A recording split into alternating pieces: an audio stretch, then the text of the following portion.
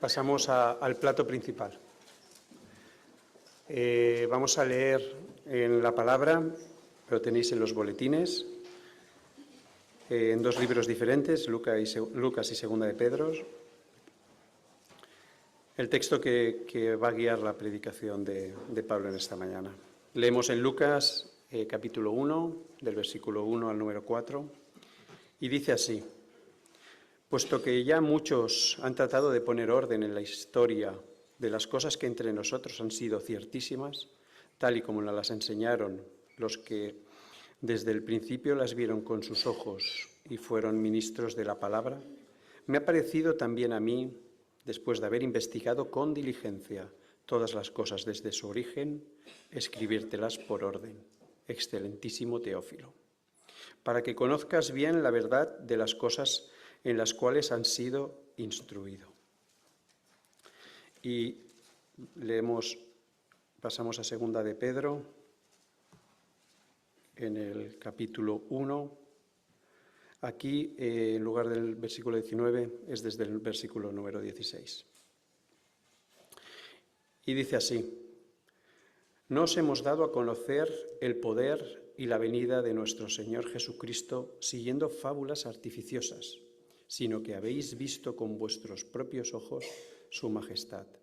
Pues cuando Él recibió de Dios Padre honra y gloria, le fue enviada desde la magnífica gloria una voz que decía: este es mi Hijo amado, en el cual tengo complacencia. Y nosotros oímos esta voz enviada del cielo cuando estábamos con Él en el Monte Santo.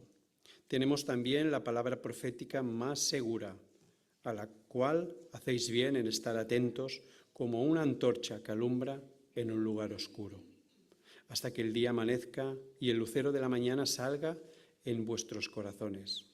Pero ante todo entended que ninguna profecía de la Escritura es interpretación privada, porque nunca la profecía fue traída por voluntad humana, sino que los santos hombres de Dios hablaron siendo inspirados por el Espíritu Santo.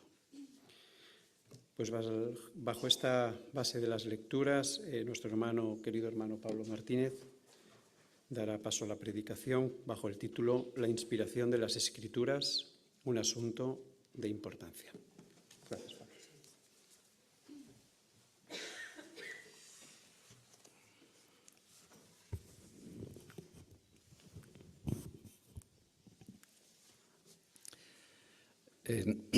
En algún momento u otro de nuestra vida,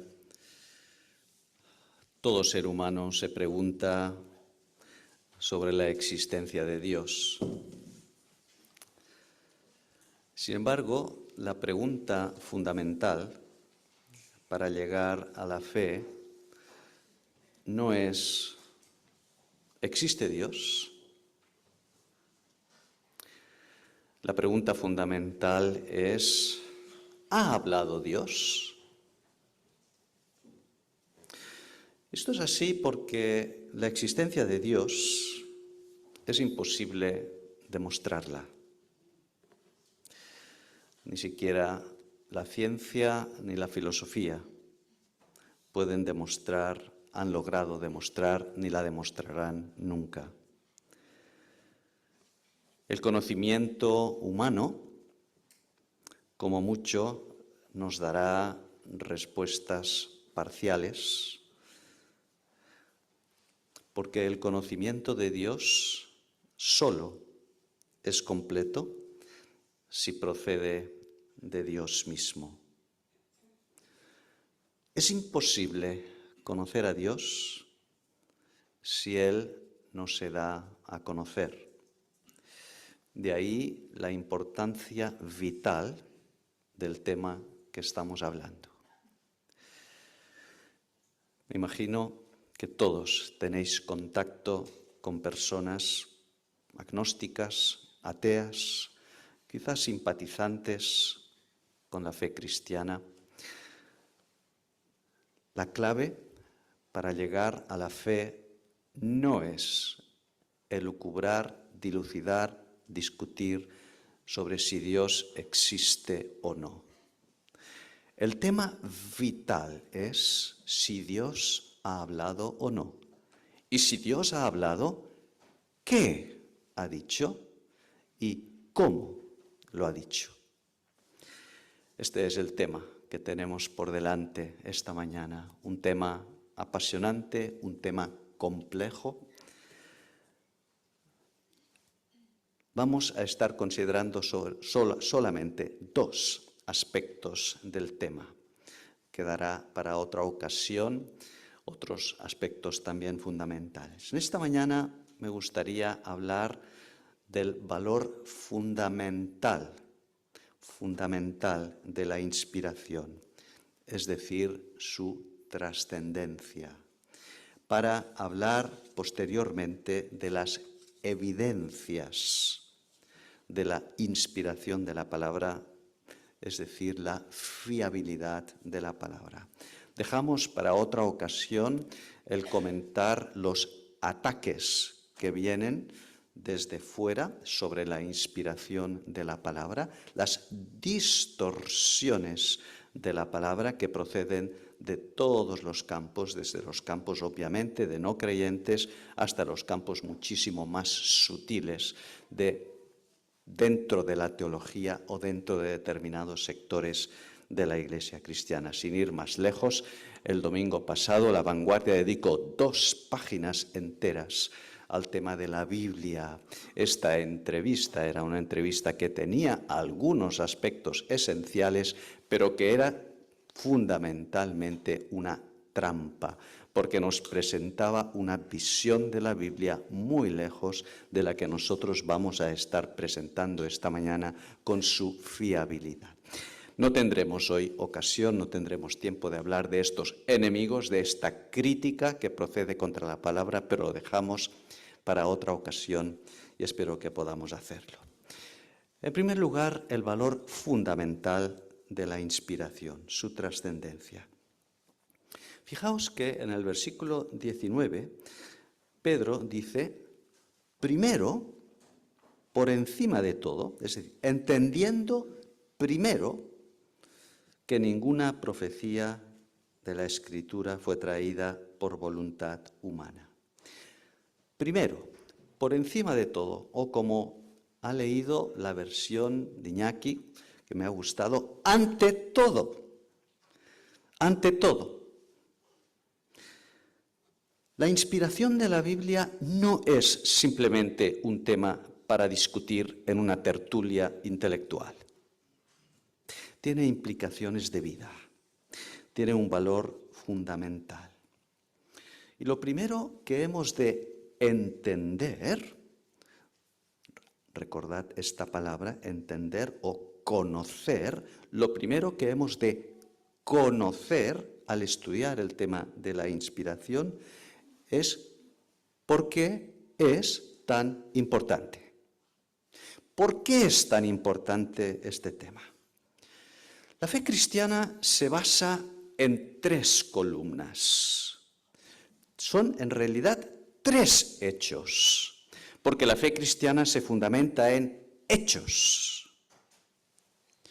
Dios ha creado, Dios ha hablado y Dios se ha acercado. Este es el triple fundamento de la fe cristiana. Así de sencillo y así de misterioso. Si alguien os pregunta ¿qué creéis los cristianos? A mí con 10 segundos me basta. Yo creo que Dios ha creado, Dios ha hablado y Dios se ha acercado. Y a partir de ahí empezamos a desarrollar lo que hemos resumido en 10 segundos. El triple fundamento de la fe cristiana. Estos 3 hechos son progresivos en el tiempo e interdependientes como los eslabones de una cadena. O, en expresión de la propia palabra de Dios, es como una luz progresiva que culmina finalmente el mediodía, el cenit de la luz, con la persona de Cristo. Dios se ha acercado, expresión máxima del mensaje, de la revelación de Dios. Dios ha culminado su revelación, el hablar, hablándonos a través de su Hijo. Hebreos 1:1. Dios, habiendo hablado muchas veces y de muchas maneras, en estos posteros tiempos nos ha hablado, y el original no dice a través del Hijo. El original dice nos ha hablado en Hijo, como si dijera nos ha hablado en inglés, o en arameo, o en griego. Dice nos ha hablado en Hijo. El hablar en Hijo es un lenguaje. Dios se ha acercado en su Hijo Jesucristo. Creer, la primera columna, el primer hecho, Dios ha creado, constituye la fe teísta. La fe teísta. Los teístas creen en este primer hecho. Es curioso que, bueno, más que curioso, es interesante que hoy en día estamos asistiendo a un auge de la espiritualidad en Occidente. Occidente hoy es muy pagana, es una sociedad intensamente neopagana, pero con mucha espiritualidad. Un número creciente de personas dice creer en Dios. Curiosamente, esta especie de, entre comillas, avivamiento espiritual está teniendo lugar entre muchos científicos en el campo de las ciencias. Bienvenida sea esta inquietud, este despertar espiritual. Pero si desbrozamos un poquito, nos daremos cuenta de que es una fe teísta. Todas estas personas, o muchas de ellas, por ejemplo, en el campo de la ciencia, numerosos físicos hoy, creen en un Dios creador, una fuerza superior que lo ha dirigido todo desde el principio. La fe de estas personas se resume en el primer hecho. Dios ha creado, punto final. El teísmo es un primer paso, pero no es suficiente. Como veremos después, así empezó C.S. Lewis y así han empezado muchísimas personas. Bienvenido sea el teísmo. Pero el teísmo, Dios ha creado, no nos permite conocer aspectos esenciales del carácter de Dios. La naturaleza, un paisaje precioso, todo lo que tiene que ver con la naturaleza, no nos dice nada de la misericordia o el amor de Dios. La naturaleza, la creación, como dice el apóstol Pablo en Romanos 1, nos permite conocer el poder y la deidad de Dios, habiendo conocido su poder y su deidad. Pero la naturaleza no nos permite conocer que Dios es amor, la esencia del carácter de Dios. Nos permite conocer a un Dios amoroso, pero no a un Dios, nos permite conocer a un Dios poderoso, pero no a un Dios amoroso. Por ello era necesario un segundo hecho. Dios ha creado, pero era necesario que Dios hablara. La segunda columna de la fe cristiana, Dios ha hablado. Creemos que Dios no solo ha creado, sino que ha hablado, la revelación. Por lo que antes decíamos, el Dios velado, a Dios no le ha visto nunca nadie jamás, tiene que ser el Dios revelado. El Dios velado tiene que revelarse, quitarse el velo. Y esto es exactamente lo que hace en su mensaje al hablar. La revelación que tenemos en los libros, en los escritos sagrados. Hasta aquí compartimos estos dos primeros pasos, estos dos primeros hechos con los judíos, con el pueblo judío. De hecho, el Islam, la otra gran religión monoteísta, también cree que Dios ha hablado, aunque su creencia, el que creen, se aparta bastante de la fe cristiana. Dios ha hablado. Si crees que Dios ha creado y crees que Dios ha hablado, puedes ser un buen judío. Ya eres teísta, ya eres judío, pero todavía no eres cristiano. Hace falta un tercer hecho en este itinerario que se corresponde con el tercer gran acto que Dios ha tenido en la historia. ¿Recordáis los pasos? Dios ha creado, Dios ha hablado y Dios se ha acercado. Dios se ha acercado, la encarnación de Cristo. Ahí está la máxima revelación de Dios, la máxima expresión de la revelación de Dios. ¿Cuál es el nombre de Cristo? ¿Cuál es el nombre de Jesús? ¿Cómo se le llama en Juan? El Verbo. Verbo, la palabra con mayúsculas, el Verbo, la revelación de Dios. Jesús es la revelación por excelencia, la palabra por excelencia. Dios se ha hecho visible en Jesús, la imagen del Dios invisible. Como dice Juan, a Dios nadie le vio jamás. El unigénito Hijo le ha dado a conocer. Si me habéis seguido hasta aquí, habréis visto la importancia fundamental, vital, de la inspiración de las Escrituras. Que Dios haya hablado y que finalmente haya hablado encarnándose en Cristo constituye el núcleo fundamental, el disco duro de la fe cristiana. La inspiración de la Biblia, insisto, no es un tema de mera discusión apologética o teológica, es uno de los fundamentos de nuestra fe. Vamos a pasar al segundo aspecto, las evidencias de la inspiración. Hemos visto su trascendencia, su importancia de fundamento, fundamental. Vamos a ver su fiabilidad. Hasta aquí el valor prioritario de la inspiración, entendiendo primero o ante todo esto. Volvamos al texto de Pedro. Versículo 19. Y tenemos también la palabra profética como más segura. Observemos cuidadosamente dos palabras de este versículo, dos palabras clave. También y más segura.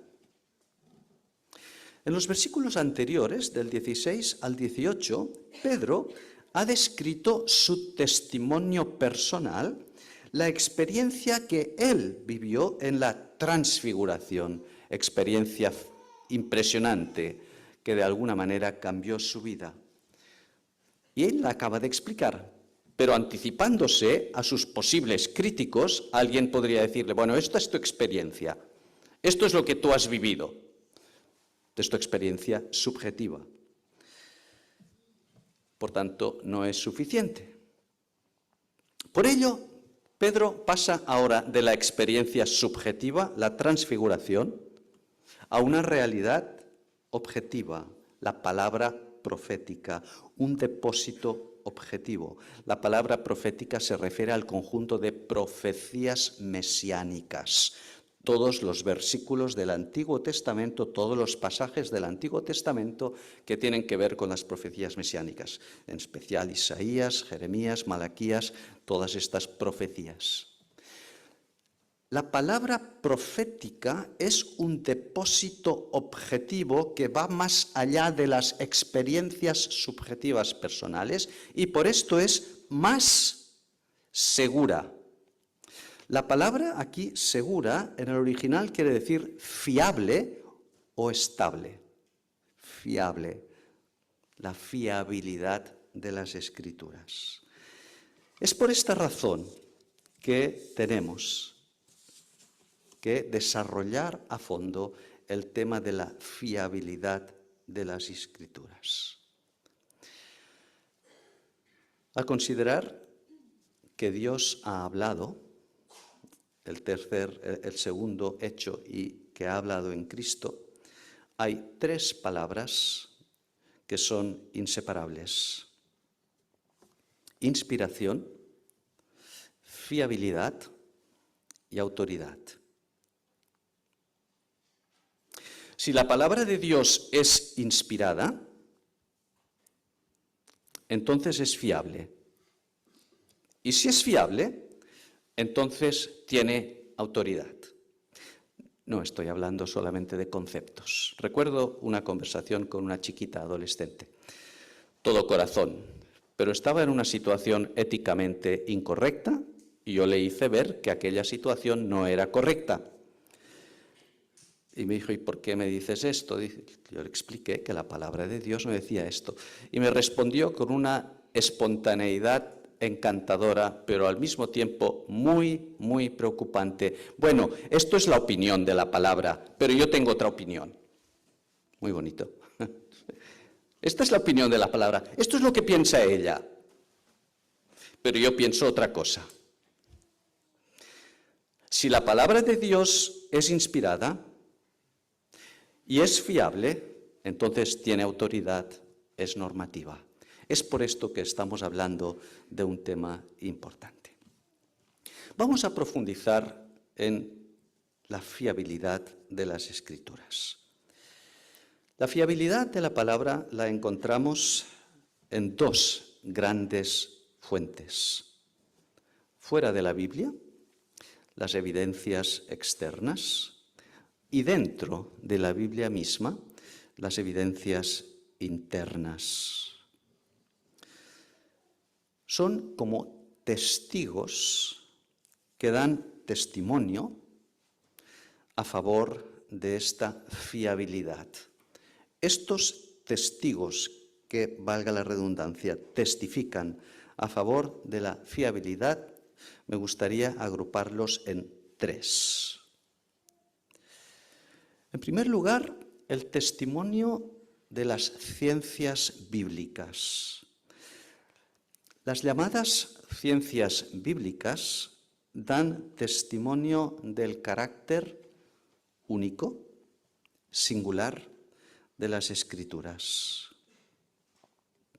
Los eruditos, vamos a hablar primero de los eruditos, avalan la fiabilidad de la Biblia. Destacadas figuras académicas de reconocido prestigio intelectual y de talla mundial, como F.F. Bruce, autor del célebre libro ¿Son fidedignos los documentos del Nuevo Testamento? Bruce, David Gooding, una de las máximas autoridades mundiales en la Septuaginta, la Biblia en griego. El profesor Weizmann, una de las autoridades mundiales más reconocidas en asiriología y civilización relacionadas. O William Albright, en arqueología, un auténtico experto en ciencias semíticas. ¿Por qué menciono todos estos nombres si esto no es una conferencia? No pretendo dar una conferencia. ¿Por qué doy todos estos nombres? Por una razón. ¿Os habéis encontrado alguna vez a alguien que os dice, vosotros creéis porque sois unos ignorantes? De hecho, los evangélicos tenemos fama de ser poco formados intelectualmente. Creéis porque ignoráis. Bueno, todos estos autores parecen desmentirlo, ¿verdad? Difícilmente uno llega a ser una autoridad mundial en todos estos campos, reconocido por creyentes y no creyentes, si es poco formado. Los eruditos avalan la fiabilidad de las Escrituras, no solamente en el campo de las ciencias bíblicas, damos un paso más. También en el campo literario se reconoce este carácter especial, excepcional, único de la Biblia. Solo mencionar 2 ejemplos de destacados escritores contemporáneos, la lista podría ser bastante más larga. José Jiménez Lozano, Premio Cervantes, que como sabéis es el Nobel de las Letras Españolas, y Antonio Muñoz Molina, Premio Príncipe de Asturias, ambos. En el caso de Jiménez Lozano, creyente abiertamente, él era creyente católico. El caso de Antonio Muñoz Molina, gran simpatizante de los evangélicos, por esto se le concedió el premio Unamuno hace unos 3 o 4 años. Destacadas figuras de la literatura contemporánea nos dicen, cuidado, la Biblia es un libro especial. La Biblia es un libro que transforma culturas. Después veremos que también algo más. Y el gran drama de de España y hoy de Occidente, es que se está alejando de la Biblia. Esto no lo digo yo, esto lo dicen autores como ellos. En el campo literario también, ya dentro de nuestro campo evangélico, una figura destacada es el doctor Stuart Park. Su obra tiene aportaciones realmente muy interesantes, como por ejemplo el tema de la intertextualidad de la Biblia, una palabra complicada que es muy sencilla de entender. Coged vuestra Biblia, cogéis la Biblia y veréis que abajo o al lado aparecen un montón de referencias. Referencias. ¿Os habéis preguntado alguna vez qué son estas referencias? Estas referencias son una clave de la Biblia que la hace única en el mundo. No están allí para hacer adorno. Es lo que se llama la intertextualidad. Es decir, que un texto abre vías, se relaciona con otros textos de la palabra de una forma sincronizada. Creyentes y no creyentes reconocen que la intertextualidad de la Biblia, estas columnas tan abundantes de referencias, es algo único en la literatura mundial. Pero no hace falta ser un erudito. También el sentido común, la intuición, nos hace ver que la Biblia es un libro singular. Bajamos a la tierra. Hemos estado en el Parnaso de los científicos y de los grandes escritores, bajamos al día a día. No hace falta ser un erudito. Una persona sencilla, sin estudios, puede entender que la Biblia es un libro único, porque es una colección de 66 libros, no uno, son 66, escritos en un plazo de 1500 años por los autores más diversos del espectro más amplio social, cultural, desde agricultores y pescadores a médicos, como Lucas, hemos leído antes, que investigó diligentemente, médicos y profesores, como el mismo apóstol Pablo, uno de los fariseos más destacados, un gran intelectual. No hace falta ser un profesor, ni un erudito, ni un gran escritor, para darse cuenta que en la Biblia hay algo especial. Yo no conozco ningún otro libro que reúna estas características de unidad, de desarrollo progresivo hasta alcanzar su máximo clímax en los evangelios, su coherencia, su dinámica interna. Es muy difícil encontrarlo. Los libros sagrados de otras religiones, como por ejemplo los libros de los Vedas, desde este punto de vista están a un nivel muy, muy inferior. Bien. ¿Y qué? Y hasta aquí, con todo esto, ¿qué? Las evidencias más importantes no son las que vienen de las ciencias bíblicas o de mi pura intuición, sino las que emanan de la Biblia misma, las evidencias internas. Estamos llegando al corazón de nuestro tema. El segundo testimonio es el testimonio de las vidas cambiadas, el testimonio de los lectores. Si las ciencias bíblicas dan testimonio del carácter excepcional de las Escrituras, no pueden decir más que esto. Repito, si la ciencia da testimonio del carácter excepcional de las Escrituras, las personas pueden dar testimonio del carácter excepcional de las Escrituras para cambiar vidas. La inspiración de la Biblia es inseparable del poder de la Biblia. La inspiración de la Biblia es inseparable del poder de la Biblia. ¿Pensáis en algún versículo extraordinariamente claro y poderoso en este sentido?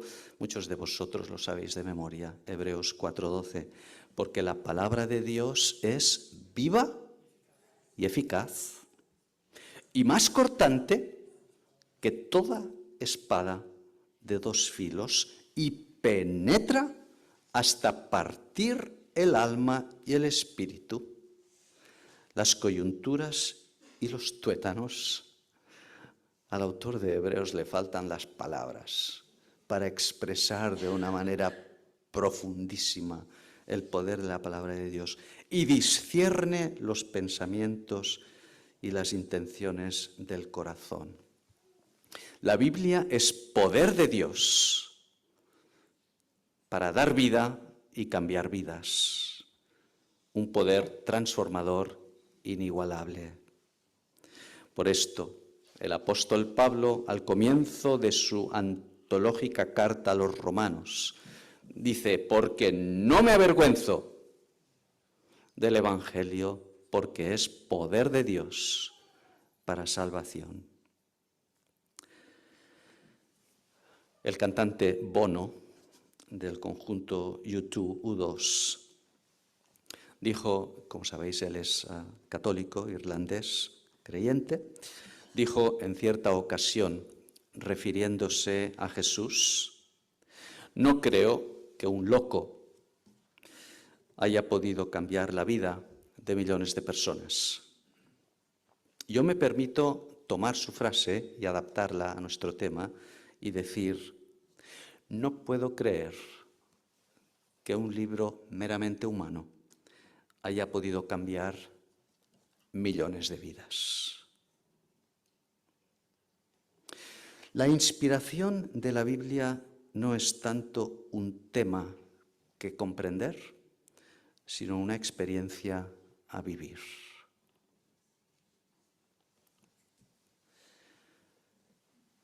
Los argumentos que vienen del conocimiento intelectual, el aval de las ciencias, todo lo que hemos dicho hasta ahora, no son suficientes para aprehender, con dos es y h intercalada. Porque la inspiración no es un tema a estudiar, es un tema a vivir personalmente. Los argumentos son importantes, pero no son suficientes. No basta saber mucho de la inspiración de la Biblia, sino que es necesario conocerla de forma experimental. ¿Recordáis en el versículo 19 cómo empezábamos? Sabiendo ante todo. La palabra saber era la misma que se utiliza para tener relaciones sexuales. La palabra en hebreo, también en griego, ginosko, es la palabra de un conocimiento experimental, íntimo, personal, intransferible. Conociendo ante todo, primero esto.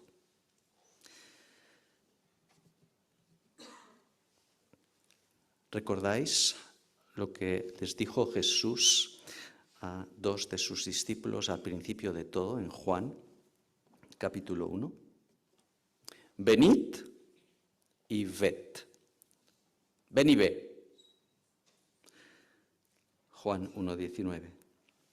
Podríamos parafrasear este versículo y decir a las personas, al mundo hoy, ven y lee. Ven y lee. Lee lo que la Biblia dice de sí misma. Examínala. Nadie, ningún juez humano, no hay ningún juez humano en su cordura y en su correcto ejercicio de la profesión que condene, que emita sentencias sin antes haber escuchado lo que dice el acusado. Es una necedad rechazar la Biblia sin haberla leído, sin haberle dado la oportunidad de escucharla. Ven y ve, no podemos rechazar la Biblia si antes no la escuchamos. La fiabilidad de la palabra de Dios viene avalada de forma destacada por sus efectos, sus resultados sobre las personas, vidas cambiadas. Antes de cerrar este punto, quiero mencionar 3 ejemplos. Habría miles y seguro que vosotros conocéis. Estoy seguro, quizás vuestras propias vidas es el ejemplo mejor de una vida transformada, de una vida cambiada. Pero permitidme mencionar 3 ejemplos destacados. Frank Morrison, el autor de uno de los libros más influyentes del cristianismo en el siglo XX, ¿Quién movió la piedra?, era un ateo convencido, abogado, que decidió escribir un libro para demostrar la falacia de la resurrección de Jesús. Morrison empezó a recoger material, empezó a leer la palabra y al final, tocado por esta espada penetrante, acabó escribiendo el mejor libro que se ha escrito en muchos años sobre la resurrección de Jesús, demostrando que Jesús había resucitado.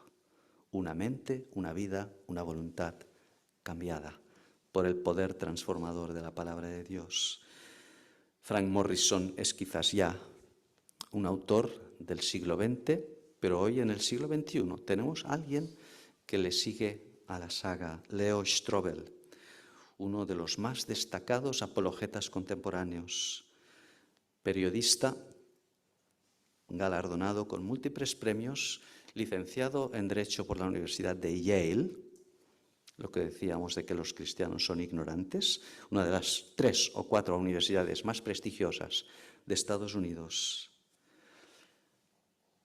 Siguió una trayectoria muy parecida a la de Morrison. Él quería probar la falsedad de la divinidad de Cristo y la inexistencia de la resurrección de Cristo, especialmente a raíz de que su esposa se había convertido al cristianismo a través de una experiencia vital. Se hizo una película hace unos 3 o 4 años, un cortometraje al respecto, titulado El caso de Cristo. Si lo encontráis en las filmotecas o en algún sitio en YouTube, El caso de Cristo, de Leo Strobel. Es un cortometraje de unos 30 minutos, que es una película extraordinaria. Bien, su mujer se convirtió y él, pues de alguna manera espoleado por la conversión de su mujer, quiso llevarle la contraria y quiso demostrar pues que el cristianismo era falso, etc. Y acabó escribiendo otro gran bestseller, que es este libro, El caso de Cristo, demostrando que Cristo había resucitado y que era Dios. Un tercer y último caso. C.S. Lewis, en su autobiografía Cautivado por la alegría, narra el proceso de su conversión desde el ateísmo. No os olvidéis, el autor de las Crónicas de Narnia era un ateo empedernido.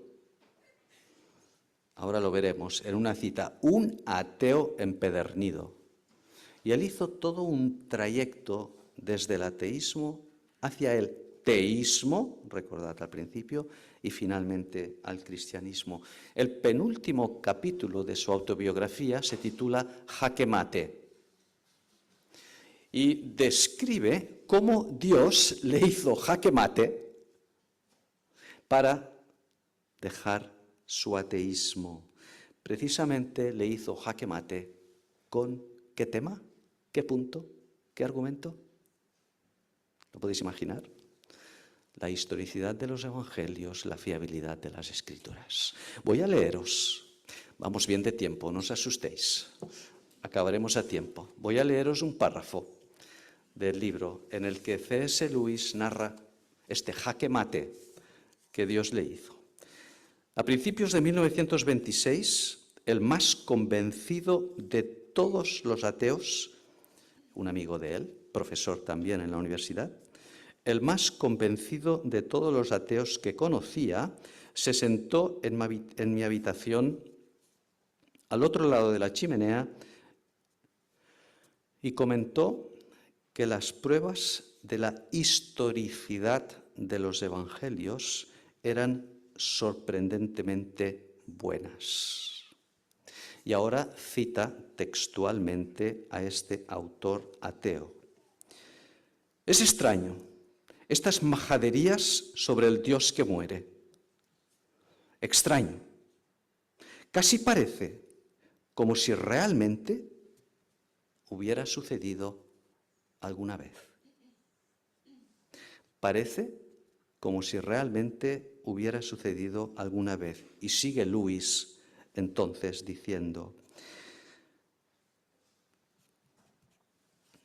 para comprender el fuerte impacto que me supuso, tendrías que conocer a aquel hombre, el que le había dado esta cita, que nunca ha demostrado ningún interés por el cristianismo. Si él, el cínico de los cínicos, el más duro de los duros, no estaba, entre comillas, a salvo de la fe, es decir, podía perder su ateísmo, ¿dónde podía yo llegar? ¿Es que no había escapatoria?, se pregunta. Y a partir de ahí sigue narrando cómo Dios le hizo el jaque mate a través de la historicidad de la Biblia, de los evangelios. Como sabéis, C.S. Lewis era un experto en mitos. Una de las palabras que menciona Pedro, fábulas artificiosas, después lo veremos. Por tanto, cerramos este punto. La pregunta más importante no es sobre la fiabilidad de las Escrituras, sino sobre su vitalidad, su poder vivificante. Las palabras que yo os he hablado son vida, son espíritu y son vida. ¿Quién dijo esto? El Señor Jesús. Las palabras que yo os he hablado son vida. Señor, ¿a quién iremos? Tú tienes palabras de vida eterna. La Biblia es fiable, no porque las ciencias nos lo demuestren, sino porque ella misma nos lo demuestra con su poder transformador. En tercer y último lugar, el testimonio de la Biblia misma. El testimonio de la Biblia misma. Hemos visto el testimonio de las ciencias bíblicas, hemos visto el testimonio de los lectores, las vidas transformadas. En tercer lugar, el testimonio de la Biblia misma. Concluimos con el argumento más importante. En último término, creemos en la inspiración de la Biblia porque ella misma lo dice. Centenares o miles de veces en la Biblia encontramos la expresión «así ha dicho Jehová», «vino palabra de Dios». Las páginas de la Biblia aluden constantemente a su origen divino. Y no tenemos motivo para pensar que decían mentira. Volvamos a 2 de Pedro, a nuestro texto. Ninguna profecía de la Escritura es de interpretación privada, porque nunca la profecía fue traída por voluntad humana, sino que los santos hombres de Dios hablaron siendo inspirados, en el original dice movidos o llevados por el Espíritu Santo. Os pido vuestra atención durante 5 minutos más. Estamos concluyendo. Pero lo que vamos a decir ahora es muy importante. Destacan 3 palabras contundentes de parte de Pedro. Ninguna escritura, ninguna profecía, nunca fue traída por voluntad humana, y movidos, llevados, hablaron movidos. Las 2 primeras nos hablan de la motivación de los autores bíblicos. Nunca ninguna profecía fue traída por voluntad humana. Pedro es muy claro y disipa sospechas de engaño o de autoengaño, a la que son muy dados los teólogos liberales. Incluso se pueden llamar pastores anglicanos o de otra iglesia oficial. Poner en tela de juicio que toda la palabra de Dios es inspirada es uno de los argumentos más frecuentes. Como hemos dicho, no tenemos tiempo, ni es el momento hoy para hablar de esto. Pero Pedro se anticipa 20 siglos, mejor dicho, 19 siglos, porque todo el problema empezó con la alta crítica, con la Ilustración. Se anticipa 19 siglos y dice, no, esto no son mitos. Yo no os estoy hablando de mitos. Nunca ninguna profecía fue traída por voluntad humana. La idea de que el Evangelio de Juan es una mentira piadosa, porque Juan era un buen hombre y no quería decepcionar a nadie. Nunca ninguna, porque los que escribieron los evangelios eran santos, hombres de Dios, no sinvergüenzas, incoherentes, que adrede buscaban engañar a sus lectores.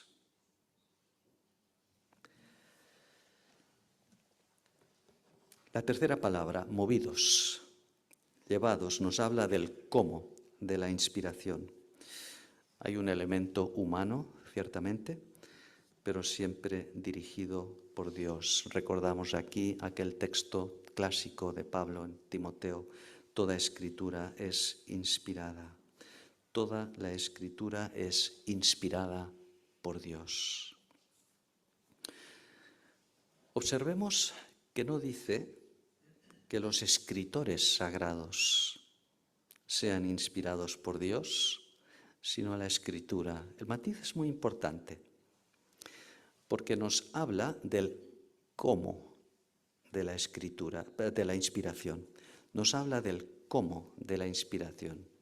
Los hombres santos de Dios escribieron siendo movidos, llevados por el Espíritu Santo. Francisco Lacueva describe este punto de una manera magistral. Voy a leer brevemente lo que dice porque creo que lo deja muy claro. No significa que Dios dictase al oído de los escritores las palabras de la Biblia, ni que siempre les revelase nuevas verdades, ni que les iluminase el entendimiento para que ellos hallasen los mejores conceptos y las expresiones más apropiadas, no, sino que Dios intervenía de forma sobrenatural en el funcionamiento psicológico y espiritual de los sagrados escritores, moviendo sus facultades superiores, mente, corazón, memoria y voluntad, de tal forma que ellos pensasen y escribiesen solo y todo lo que Dios quería que dijesen. Francisco Lacueva ha resumido en este párrafo el cómo de la inspiración. Toda la Escritura es inspirada. Dios actuó modelando, moldeando a los autores. Concluimos. Me gustaría concluir con uno de los versículos que hemos leído en Pedro. Tenemos también la palabra profética más segura, a la cual haréis bien en estar atentos. Una exhortación a estar atentos, como a una antorcha, una lámpara que alumbra en lugar oscuro, hasta que el día esclarezca y el lucero de la mañana, Cristo, salga en vuestros corazones. ¡Qué luminosidad! ¡Qué refresco! ¡Qué tónico! ¿Qué manera tiene el apóstol Pedro de cerrar un tema que aparentemente puede convertirse en una causa de duda y de crisis de fe, y lo transforma de una manera natural en un tónico, en un bálsamo? La palabra de Dios es la antorcha, la lámpara que alumbra en lugar oscuro hasta que el día esclarezca, alboree y el lucero de la mañana salga en vuestros corazones. Dios ha creado, Dios ha hablado y Dios se ha acercado para que el lucero de la mañana, Cristo, brille y viva en nuestros corazones. Voy a terminar con una oración muy breve. Quisiera que todos vosotros en silencio, en vuestro interior, os unáis a mí en esta oración. Los que ya somos creyentes, para pedir que realmente podamos seguir siendo coherentes con esta enseñanza, y para los que aún no han experimentado esta realidad, que puedan llegar a sentirlo. Oremos. Señor Jesús, lucero de la mañana, te pido que nazcas y brilles en mi corazón y que alumbres cualquier oscuridad en mi vida. Que tu palabra inspirada y fiable, llena de poder, sea lámpara a mis pies y lumbrera a mi camino todos los días de mi vida. Amén.